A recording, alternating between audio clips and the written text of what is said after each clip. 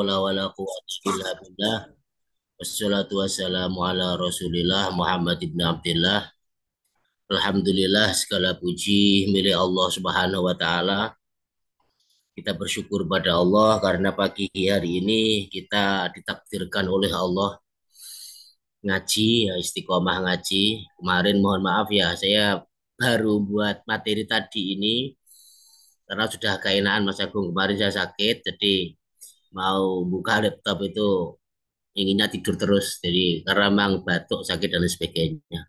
Tapi tadi kok alhamdulillah wis gak apa-apa lah, tidak harus PPT, bisa dengan menggunakan ya seadanya, dan belum semuanya nih, mungkin sampai sampai ayat ke-10 saja.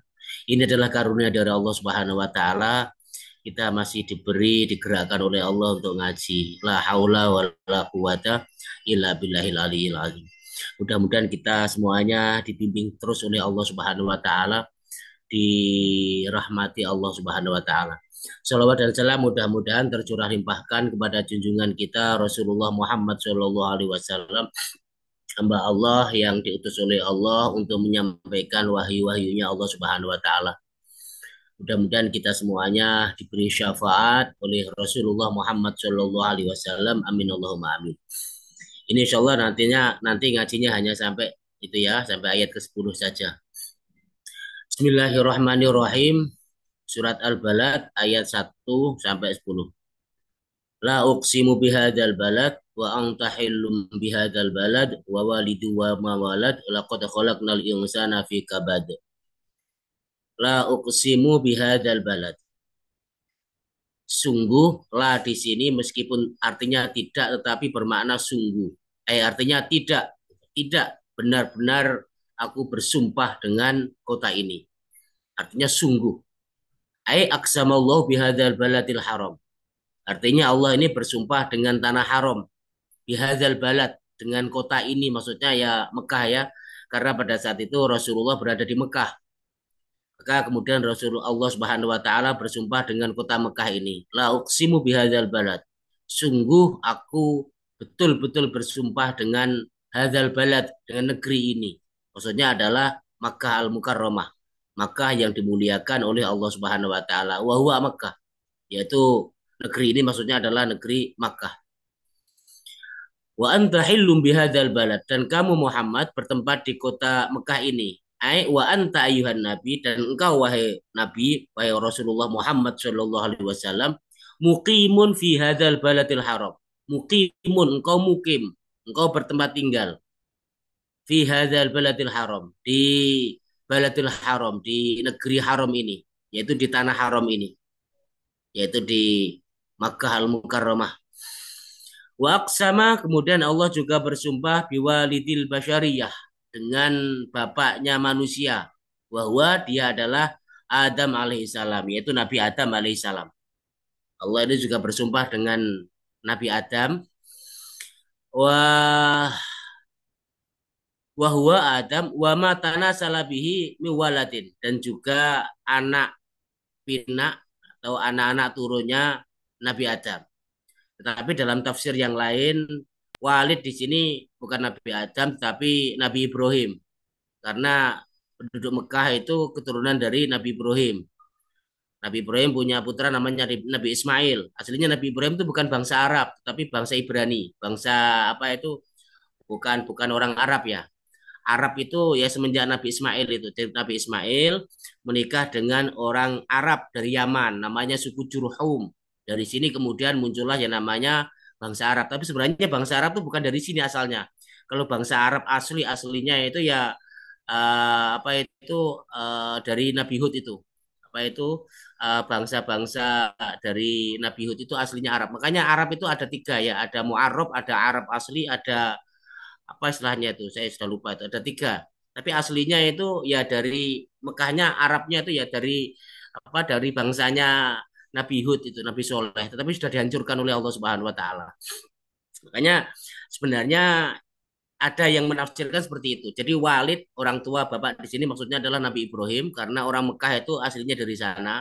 Dari Nabi Ibrahim punya putra namanya Ismail. Ismail ini menikah dengan wanita suku Jurhum, orang Arab.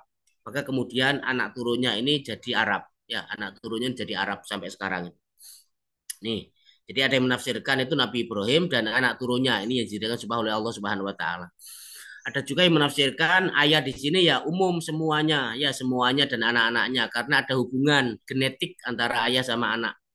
Kalau dalam ilmu kedokteran kan ada DNA ya, ada DNA, ada hubungan genetik antara ayah sama anak. Nanti akan turun sifat-sifatnya ayah kepada anak secara biologis ya, bukan dari sisi keimanan, bukan dari sisi ketakwaan, tapi dari sisi biologis ada turunannya. Ya, kalau orang tuanya begini biasanya ya nggak jauh dengan nggak jauh dengan ayahnya. Kalau anaknya begini nggak jauh dengan ayahnya. Dari sisi genetik, tetapi kalau dari sisi keimanan dan ketakwaan tidak, itu dari Allah Subhanahu wa taala. Nih. Jadi ini dijadikan sumpah oleh Allah Subhanahu wa taala. Ada yang menafsirkan Nabi Adam sama anak turunnya Walid tadi, ada yang menafsirkan Nabi Adam, Nabi Ibrahim anak turunnya karena bangsa Arab, orang Arab itu dari situ asalnya, meskipun Nabi Ibrahim bukan dari orang Arab, tapi Nabi Ismail, keturunannya Nabi Ismail itu semuanya adalah orang Arab. Kemudian ada juga yang menafsirkan secara umum, yaitu semua orang tua, karena ada pertalian antara anak sama orang tua tadi. Kemudian apa yang difirmankan Gusti Allah setelah sumpah ini? Laqad khalaqnal insana fi kabad. Sungguh kami telah menciptakan manusia berada dalam susah payah. Allah menciptakan manusia di dunia ini dalam keadaan susah payah. Artinya, laqad khalaqnal insana. Sungguh kami telah menciptakan manusia fi syiddah, dalam keadaan sukar. Syiddah itu sangat sukar. Kenapa disebut sukar? Karena kan beda hidup di dunia dengan hidup di surga. Ketika hidup di surga itu apa saja itu serba cemawis kalau dalam bahasa Jawanya ya, serba ada. Sementara di dunia ini manusia itu harus mencari rezeki, harus bekerja, harus menghadapi masalah-masalah, baik itu masalah keluarga, masalah desa, masalah pekerjaan, masalah dengan orang lain. Banyak sekali kesukaran-kesukaran di dunia ini. Memang dijadikan oleh Allah seperti itu. Itu ujian untuk manusia, sabar apa tidak, syukur apa tidak. Makanya di sini disebutkan laqad khalaqnal insana fi kabad. Sungguh kami telah menciptakan manusia tuh berada dalam susah payah, beda dengan malaikat, gak susah payah sama sekali.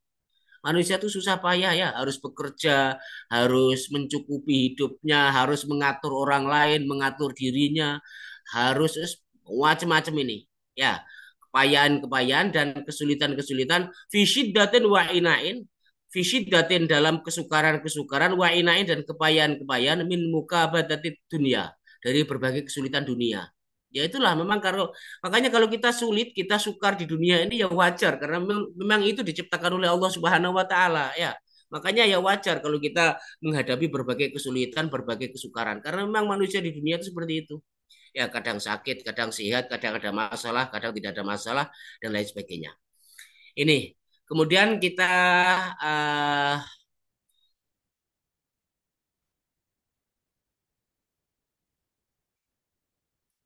kemudian cara mengamalkan pertama ya, Allah bersumpah ini menunjukkan betapa sangat benar dan pentingnya apa yang akan disampaikan oleh Allah ini. Karena nanti itu akan ada sangkut pautnya dengan penjelasan Allah di belakang nanti. Ya.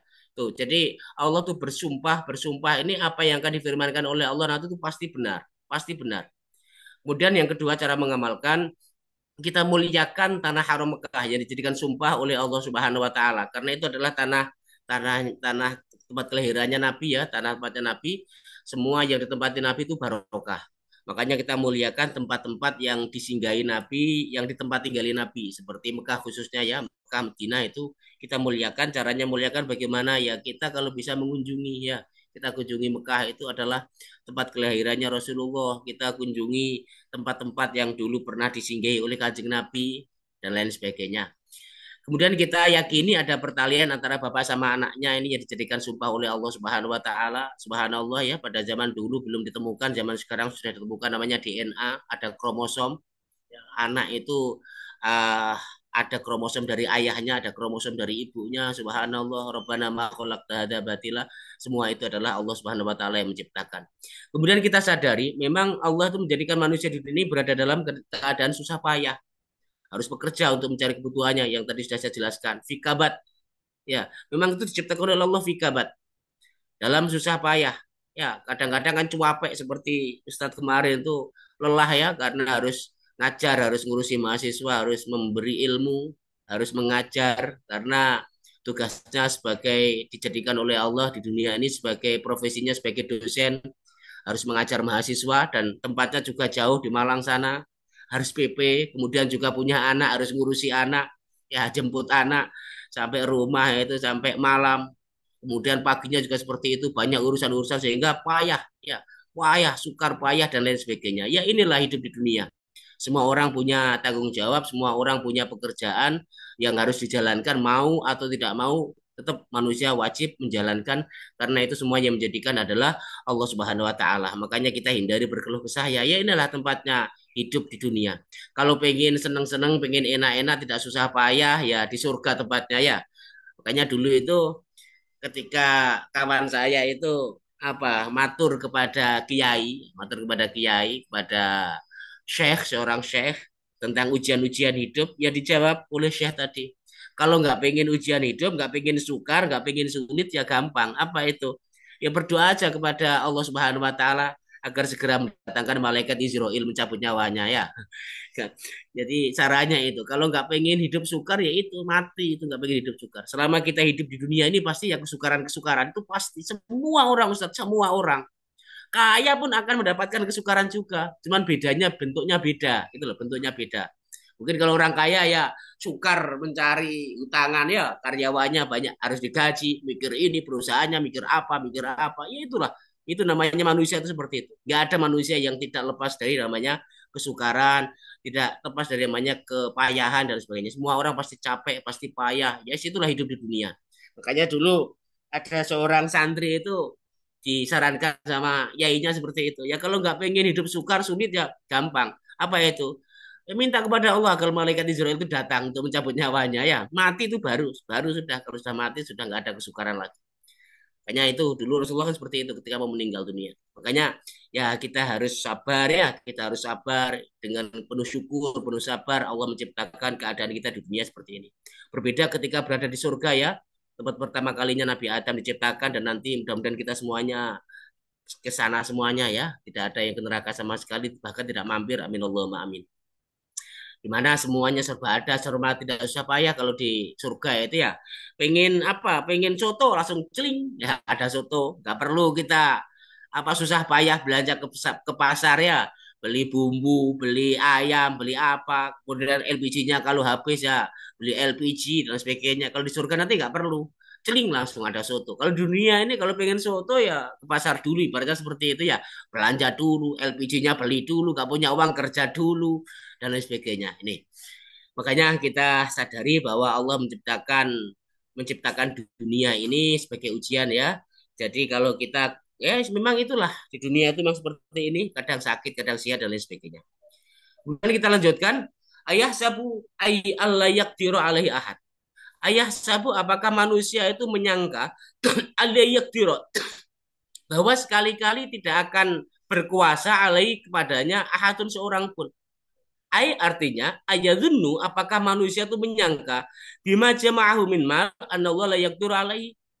Apakah manusia itu menduga dengan harta yang telah mereka kumpulkan bima jama'ahu minal mal dengan harta yang telah mereka kumpulkan anallahu sungguhnya Allah la yaqdiru alaihi tidak akan bisa menguasai mereka. Apakah manusia itu menyangka hartanya itu bisa diandalkan? Istilahnya seperti itu. Apakah manusia itu menyangka bahwa Allah tidak berkuasa meskipun mereka itu kaya? Apakah menyangka Allah tidak berkuasa meskipun pada saat mereka itu punya jabatan dan lain sebagainya? Ini ya. Jadi ini adalah sebuah teguran dari Allah Subhanahu wa taala kepada manusia setelah manusia itu diciptakan dengan susah payah, kemudian mereka itu bekerja dengan sungguh-sungguh, akhirnya mereka itu kaya sehingga mereka itu merasa cukup dirinya. Ini teguran kepada orang-orang kafir Quraisy ya, teguran kepada mereka semuanya sehingga mereka sudah cukup dengan kekayaan mereka, dengan jabatan mereka, dengan kedudukan mereka dan lain sebagainya. Nah, jadi mereka meyakini bahwa Allah itu tidak menguasai mereka. Makanya cara mengamalkan kita yakini ya segala sesuatu itu berada dalam genggaman Allah Subhanahu wa taala, berada dalam kekuasaan Allah Subhanahu wa taala. Kemudian kita hindari sifat sombong, menyombongkan apa yang dipunyai, mengandalkan apa yang dimiliki. Seperti orang-orang kafir Quraisy itu menyombongkan apa yang dimiliki, apa itu harta benda yang melimpah. sehingga diajak beriman kepada Allah mereka tidak beriman. Seakan-akan Allah itu tidak berkuasa pada diri mereka. Ya, saat mereka lah yang menentukan nasibnya, mereka lah yang menentukan hidupnya sendiri. Mereka lupa bahwa Allah yang menentukan mereka, yang menguasai mereka. Ini juga banyak ya pada masa-masa kontemporer sekarang ini. Kadang-kadang orang tuh mentuhankan hartanya, mentuhankan jabatannya, mentuhankan status sosialnya, mentuhankan segala sesuatu. Seakan-akan apa yang ia punya itu bisa diandalkan, bisa menjadikan mereka itu aman, bisa menjadikan melindungi mereka, bisa bisa yang lain-lain. Pada zaman sekarang kan banyak sekali ya jahiliyah modern itu yang mentuhankan harta, mentuhankan pangkat jabatan dan lain sebagainya dan melupakan Allah Subhanahu wa taala, melupakan kemahakuasaan Allah sehingga lupa menghamba kepada Allah, lupa meminta tolong kepada Allah Subhanahu wa taala. Kemudian Allah melanjutkan yaqulu ahlaktu malalubata. Manusia tadi yang disebutkan Allah sebelumnya yaitu menyangka bahwa sebentar.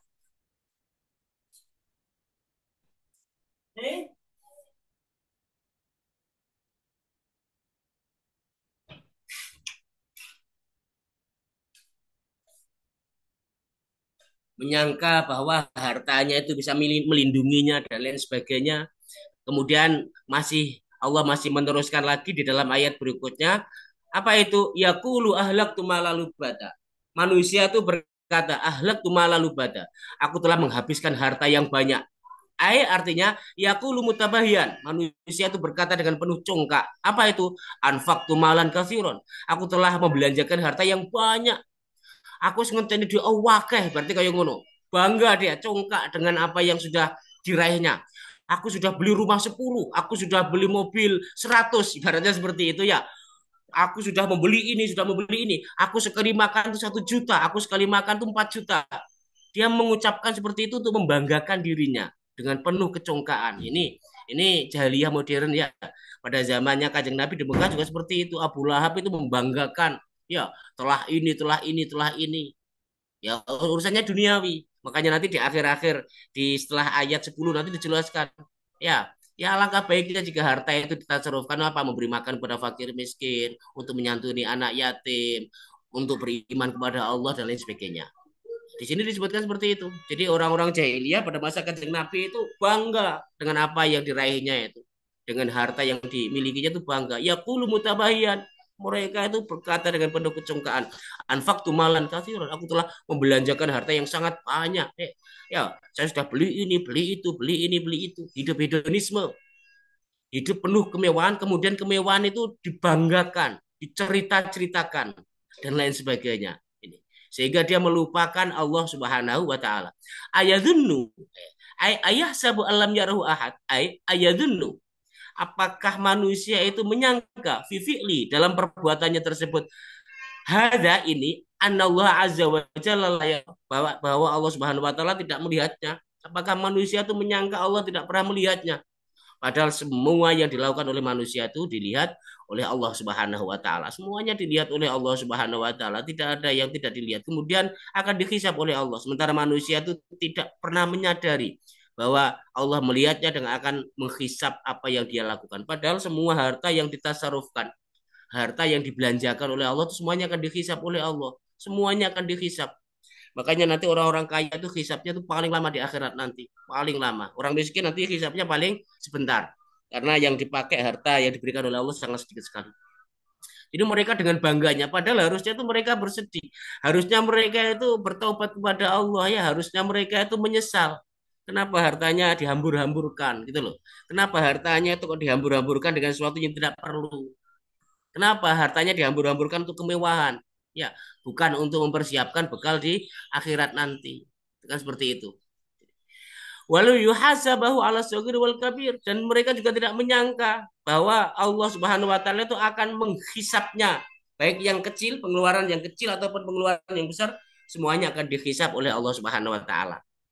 Kemudian cara mengamalkan kita hindari sifat congkak, kita hindari ya sifat congkak, membangga-banggakan keluarga, apa membangga-banggakan keluaran harta untuk suatu keperluan duniawi kita. Ya, kita hindari ya, jangan sampai kita membangga-banggakan ya, membangga-banggakan untuk menunjukkan kehebatan dirinya, untuk menunjukkan kebanyakan kekayaannya, padahal semua itu apa yang dilakukan itu semuanya akan dilihat oleh Allah dan akan dihisab pada hari kiamat nanti. Mengapa kita harus membanggakan sesuatu yang pasti akan dihisab oleh Allah Subhanahu wa taala, gitu loh. Makanya kita hindari sifat congkak, sifat membangga-banggakan, hidup hedonisme, hidup yang menghambur-hamburkan uang untuk kesenangan-kesenangan sebagaimana yang dilakukan oleh orang-orang kafir yang ada di Mekah pada saat itu. Kemudian kita belajar dan berusaha murokobah, ya merasa dilihat dan diawasi oleh Allah Subhanahu wa taala bahwa perbuatan kita dalam mentasarufkan harta, dalam membelanjakan harta, semuanya diawasi oleh Allah, dicatat oleh Allah Subhanahu wa taala. Ucapan-ucapan kita, perbuatan-perbuatan kita juga semuanya dilihat oleh Allah dan nanti akan dihisab oleh Allah Subhanahu wa taala. Dengan murokobah kita akan berhati-hati ya, sehingga di dalam berbuat, di dalam berkata kita selalu menata niat ya. Kita membuat rumah, kita tata niat kita bukan untuk sombong-sombongan, tapi kita buat rumah niatnya adalah agar kita tidak kehujanan, agar kita tidak kepanasan, agar kita bisa tenang dalam menghamba kepada Allah, dalam menjalankan sholat, misalnya dalam membaca Al-Quran, dalam berbuat baik dan lain sebagainya. Jadi rumah untuk kebaikan, rumah bukan untuk sombong-sombongan. Mobil juga seperti itu, kita beli mobil, ya, fungsinya apa? Ya agar kita dalam beramal soleh dimudahkan oleh Allah Subhanahu wa taala. Kita beli mobil dalam rangka untuk kebaikan-kebaikan niatnya, bukan untuk kesombongan, bukan untuk kecongkaan, bukan untuk menunjukkan status sosialnya, bukan untuk menunjukkan dirinya dan lain sebagainya. Tapi kita beli mobil untuk kebaikan, untuk sarana menuju ridho Allah Subhanahu wa taala untuk bekerja dan lain sebagainya. Ini. Kemudian Allah Subhanahu wa taala menjelaskan berikutnya, alam naj'al lahu ainain. Bukankah kami naj'al telah menjadikan lahu untuknya ainain, dua mata, ya. Bukankah aku yang telah menciptakan untuknya itu dua mata, dan dengan dua mata tersebut yubsiru bihima. Ini untuk menyadarkan orang-orang kafir Quraisy yang ada di Mekah saat itu. Bukankah kami Allah yang telah menciptakan kedua matanya, sehingga kedua matanya bisa dipakai untuk melihat. Karena kedua matanya bisa dipakai untuk melihat sehingga mereka bisa bekerja, bisa berdagang ke Sam, bisa melakukan perjalanan, bisa berinteraksi dengan manusia. Dengan apa? Dengan matanya. Kenapa? Setelah mereka kaya, mereka membanggakan dirinya, lupa kepada Allah, tidak mau beriman kepada Allah Subhanahu wa taala. Lupakah mereka? Tidak ingatkah mereka bahwa kedua matanya itu Allah yang menciptakan? Berarti seperti itu ditegur oleh Allah Subhanahu wa taala. Ya. Kemudian walisan wa syafatain, dan kami Allah yang menjadikan lidah dan dua bibirnya sehingga dia bisa berkata. Karena kan kita bekerja kan dengan menggunakan mata, dengan menggunakan mulut. Bukankah itu semua adalah pemberian Allah Subhanahu wa taala? Kenapa lupa kepada penciptanya, yaitu Allah yang menciptakan mata dan lisan kita? Kenapa ketika sudah diberi rizki oleh Allah, kemudian mereka lupa membanggakan dirinya, lupa kepada Allah, lupa kepada akhirat, lupa beriman kepada Allah Subhanahu wa taala, lupa syukur dan lain sebagainya. Ini adalah teguran, mengingatnya. Allah mengingatkan kepada orang-orang kafir Quraisy itu. Ya hendaknya kita juga merasa diingatkan ya. Kita ingat bahwa mata ini ya Allah yang membuat, yang menjadikan kita diberi oleh mata oleh Allah.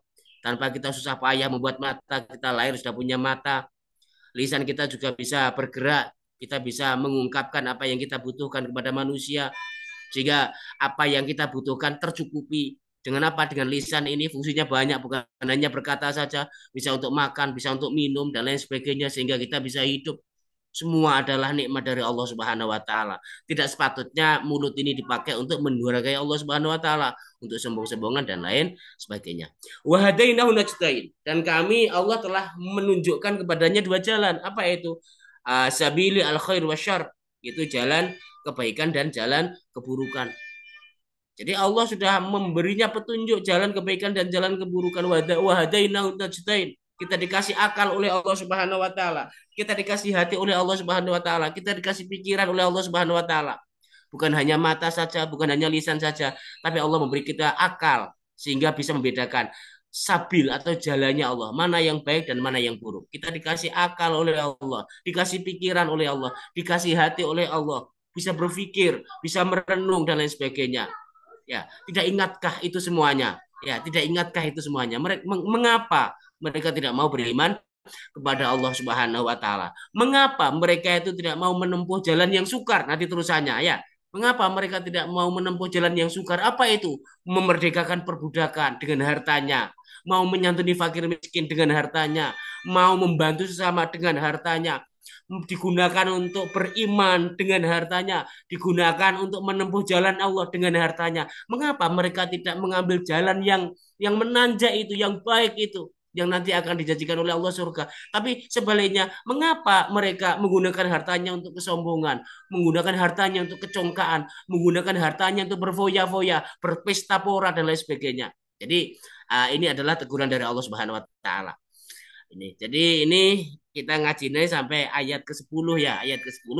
Nanti setelah ini menceritakan bagaimana agar manusia itu menempuh jalan yang dikehendaki oleh Allah. Apa itu? Jalan yang sangat berat sebenarnya, tapi itu baik. Jalan sukar, tapi itu baik sekali. Apa itu?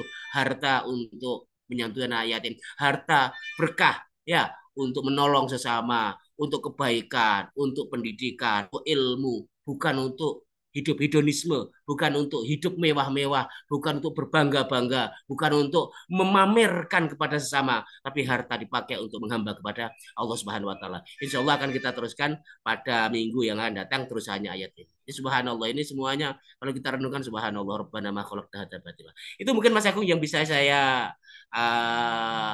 sampaikan pada pagi hari ini Mas Agung. Kita kembali lagi kepada Mas Agung.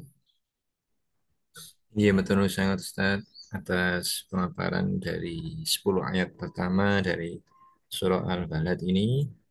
Sekali lagi kami sampaikan jazakallah khair pada Ustaz di sela-sela kesempitan dalam kondisi kurang enak badan masih bisa menyempatkan atas izin Allah untuk bertemu dengan kita semua di pagi hari ini insya Allah. Silakan dari hadirin apabila ada yang ingin menanyakan sesuatu atau berdiskusi, menanyakan hal yang lain juga dipersilakan bisa secara langsung atau melalui kolom chat ya.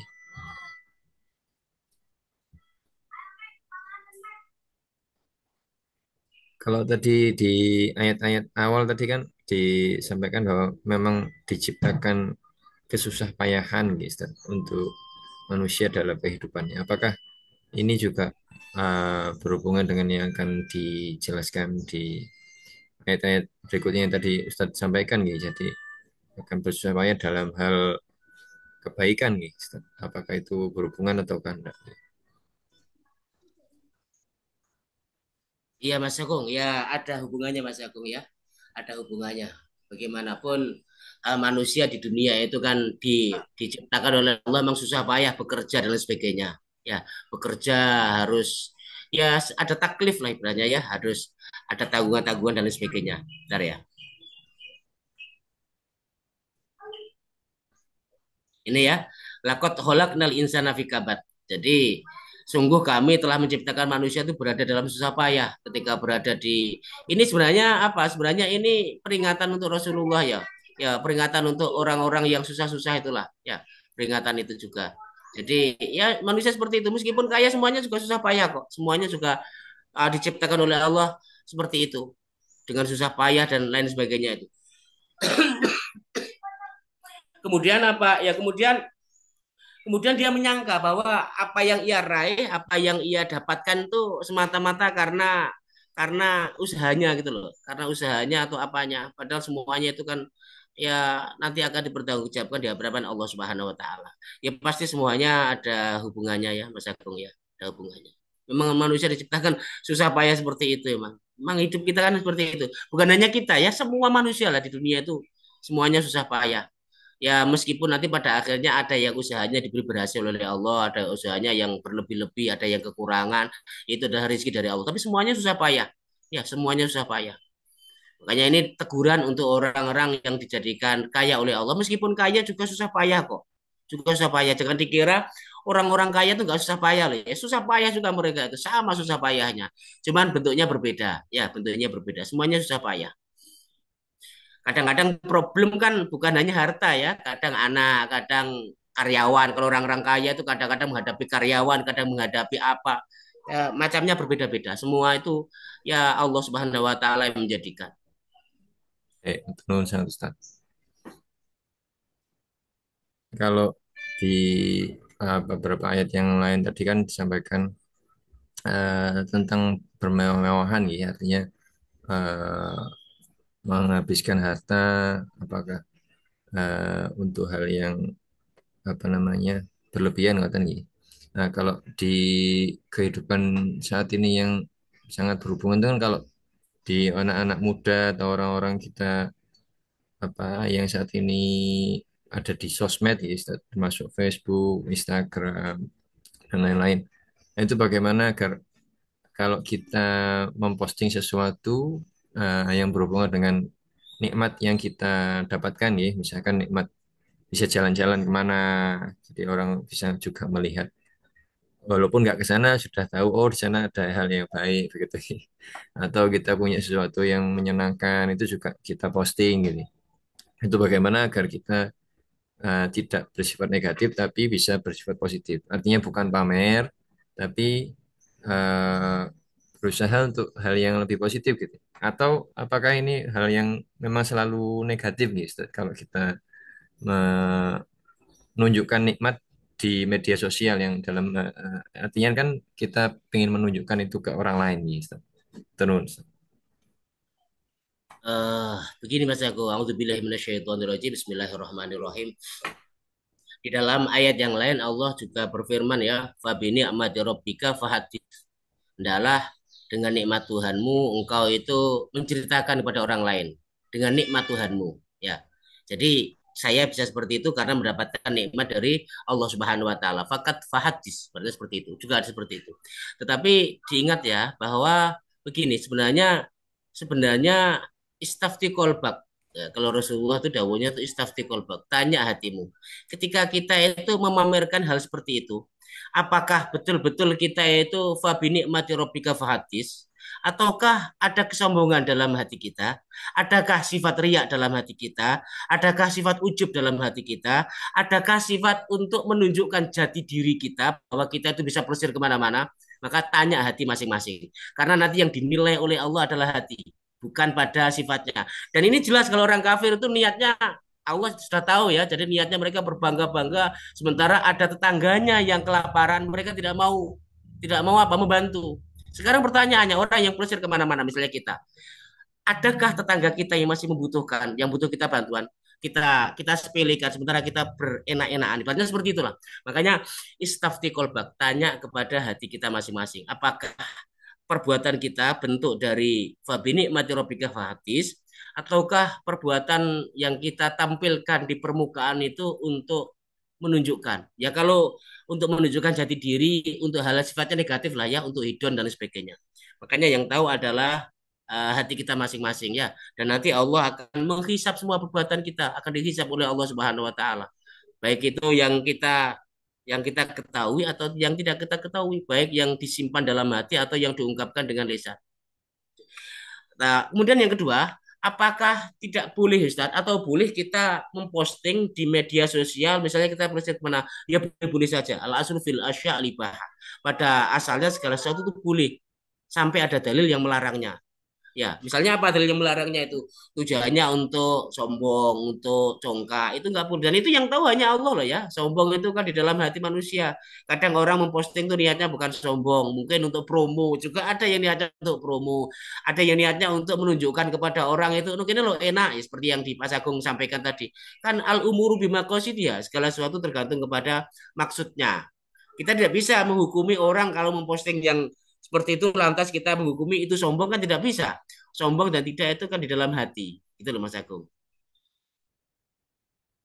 Baik Ustaz, nih, betul sangat. Mungkin ada satu pertanyaan lagi dari hadirin kalau ada.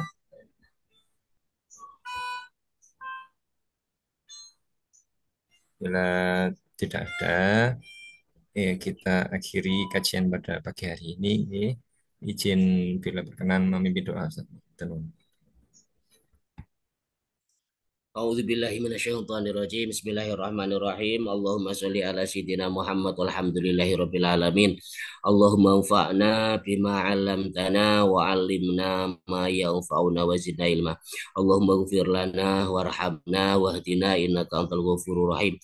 Allahumma ighfir ummata sayyidina Muhammad. Allahumma arham ummata sayyidina Muhammad.